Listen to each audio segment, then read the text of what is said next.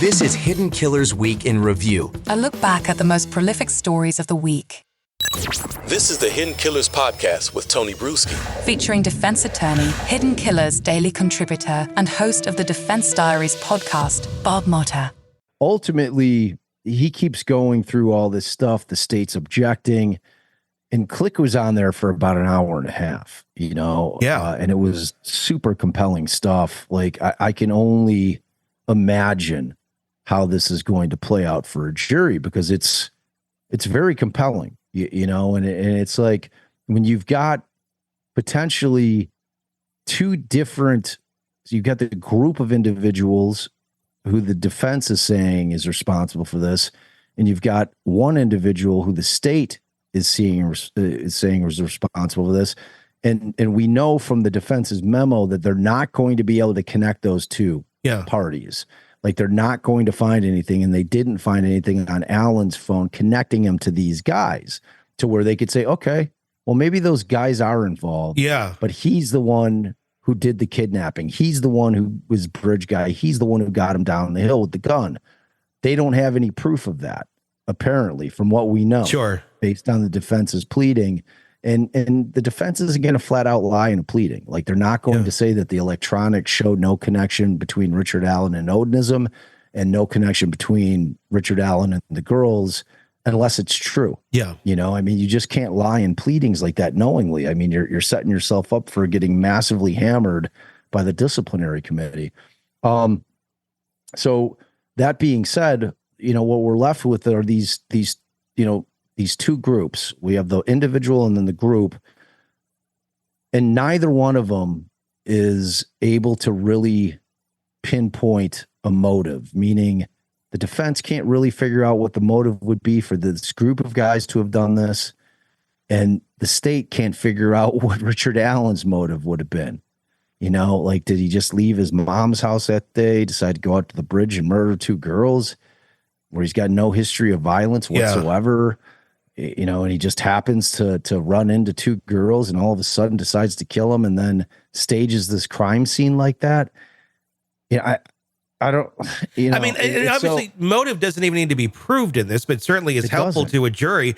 But if you're going to look at it from just the facts, you have one guy that literally was making confessions to his sister and friends about this, going into detail about it, and saying, if you find the spit, I can give you, like, why? This would be your main suspect.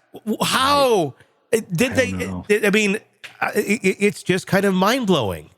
People like to say that they think it's because he's like a low IQ guy. That they're for some reason that discounts him as somebody who would be capable of either doing this. And to me, I mean, the way that I feel about it is, look, I think a guy with a lower IQ would be the guy who would be, maybe you'd quantify it as stupid enough to walk back to a cop and say, hey, if I spit on one of the girls, or you find my spit on one of the girls, and, but I can explain it to you, am I going to be okay?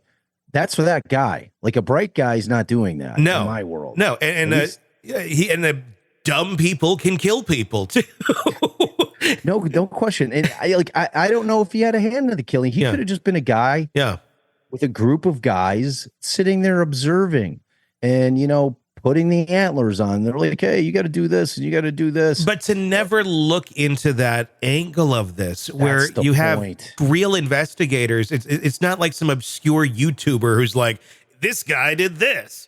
It's like in real investigators dug up this information, but they didn't want to go down that path. I'll never get it, dude. I'll never get it. Like, that's exactly the thing, Tony. Yeah. That's exactly the point. Whether it's true or not, we don't know. But what we do know is that Unified Command decided not to investigate any of it, which to me, in the search for the truth, and if we're really trying to figure out who did this to the girls, how do you ignore that? So is that incompetence, or is it a cover-up? And that's, the two can masquerade as the other pretty easily, and that's the weird part with this. No question about it.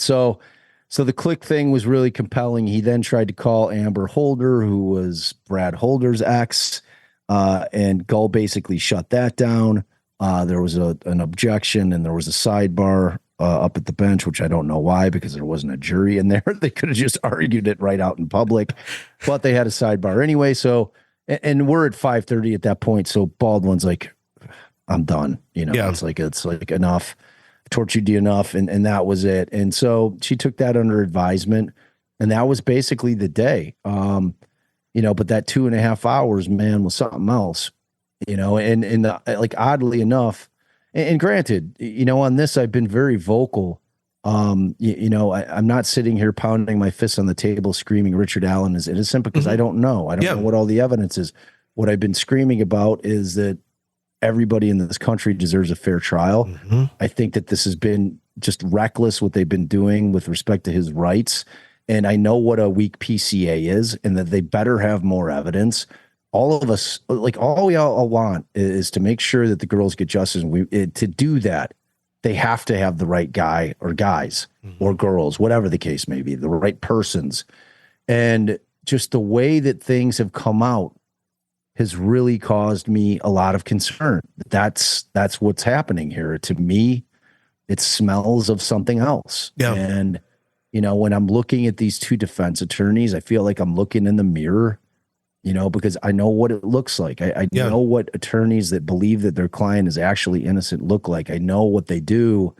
And this has all the earmarks of that, for me, I'm very much on the side of, let's let the defense do their job. Quit trying to kick him off the case. Quit trying to destroy this guy's rights for the benefit of the families. We don't want this to go to a second trial. Let's just get this thing to trial, have everybody just do their jobs, and let it lay where it lays at the end of it, and it's like, that's what I'm pounding my fist on the table about. So, want to listen ad-free? Want advanced access to all of our interviews before anyone else? Become a True Crime Today Premium Plus subscriber on Apple Podcasts. You get every episode commercial-free, so you can binge on true crime until you can binge no more. Search True Crime Today Premium Plus on Apple Podcasts now, or go to our podcast page and sign up now. More of the Hidden Killers podcast next.